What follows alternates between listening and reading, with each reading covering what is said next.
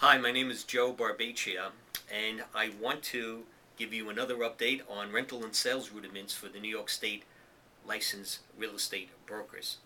There's a new law coming into effect January of 2011, which is a new agency disclosure law.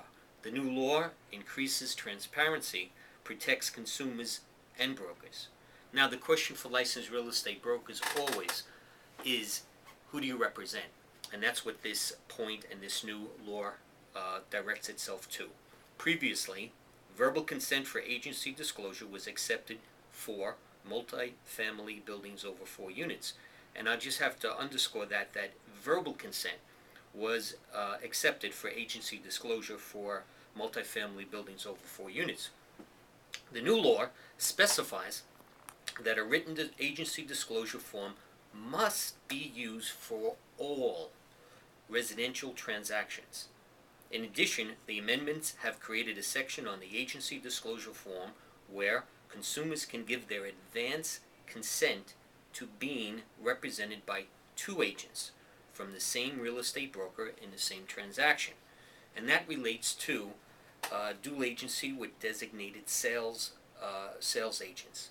Now, this is the newest variant on dual agency scenario within New York State, and it was introduced in the last couple of years. It's called dual agency with designated sales agents.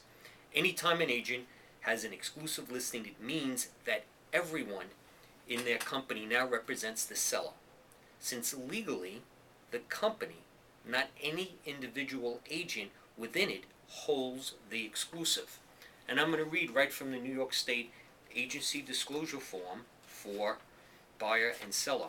If the buyer and seller provide their informed consent in writing, the principals and the real estate broker who represent both parties as a dual agent may designate a sales agent to represent the buyer and another sales agent to represent the seller to negotiate the purchase and sale of real estate.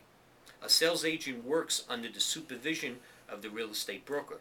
With the informed consent of the buyer and the seller in writing, the designated sales agent for the buyer will function as the buyer's agent representing the interest of and advocating on behalf of the buyer, and the designated sales agent for the seller will function as the seller's agent representing the interest of and advocating on behalf of the seller in the negotiations between the buyer and the seller. So please be aware, who do you represent? And New York State has just enacted a new law commencing January of 2011 on agency disclosure. Thank you.